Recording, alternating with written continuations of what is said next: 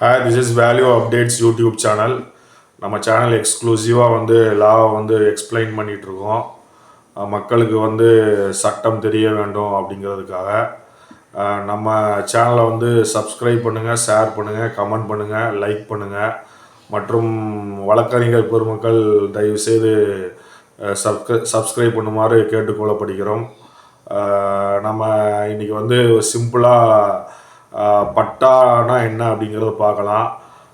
ரெண்டு பட்டா இன்றைக்கி நம்ம பார்க்கலாம். அதாவது என்ன பட்டா அப்படின்னு பார்த்தீங்க அப்படின்னா, கூட்டுப்பட்டா அப்படின்னா என்ன, தனிப்பட்டா அப்படின்னா என்ன அப்படிங்கிறத நம்ம இன்றைக்கி இந்த காணொளி மூலியமாக நம்ம பார்க்க போகிறோம். மிகவும் சுருக்கமாக இந்த பட்டாவை நான் எக்ஸ்பிளைன் பண்ணுறேன் உங்களுக்கு. இதை தெரிஞ்சுக்கோங்க.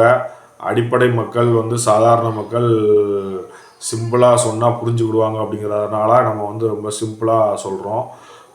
கூட்டுப்பட்டா அது அப்படின்னா என்ன அப்படின்னு பார்த்தீங்கன்னா, உரிமையாளர்களின் ஒருவருக்கு அதிகமாகவோ மற்றவருக்கு குறைந்த அளவிலோ நிலம் இருக்கலாம். ஆனால் அனைவருக்கும் ஒரே மாதிரியான பட்டாவே இருக்கும். அனைவரது பட்டாவிலும் அனைவரது பெயரும் இடம்பெற்றிருக்கும்.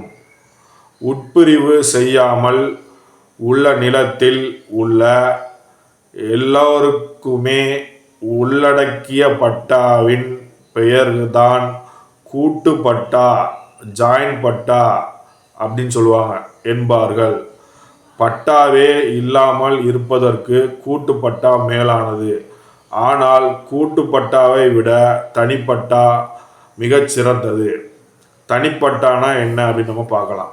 தனிப்பட்டா அதாவது இண்டிவிஜுவல் பட்டா என்பது ஒருவர் பெயரில் மட்டுமே இருக்கும். இந்த பட்டாவில் சர்வே எண், உட்பிரிவு எண்கள் தனியாக இருக்கும்.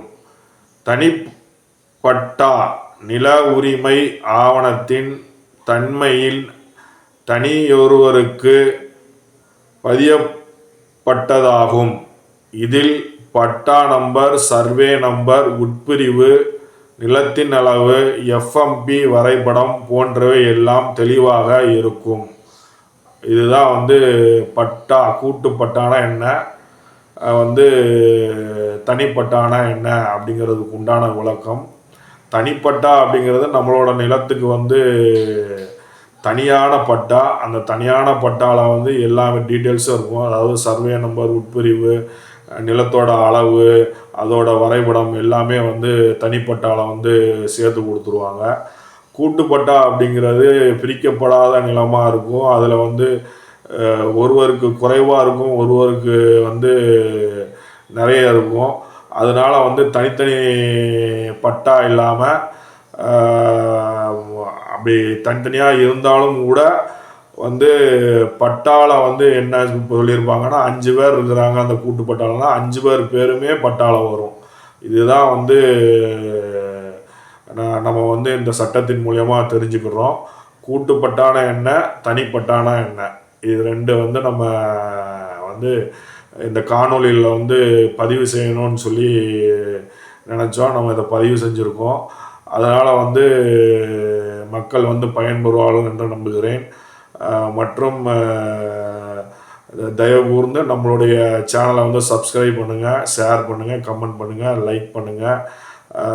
உங்கள் ஃப்ரெண்ட்ஸ் எல்லாருக்கும் குரூப்ஸில் சோசியல் மீடியா குரூப்ஸில் ஷேர் பண்ணுங்கள். எல்லோரும் தெரிஞ்சுக்கிடட்டும் கூட்டுப்பட்டானா என்ன, தனிப்பட்டானா என்ன அப்படிங்கிறத. மிக்க நன்றி, வணக்கம்.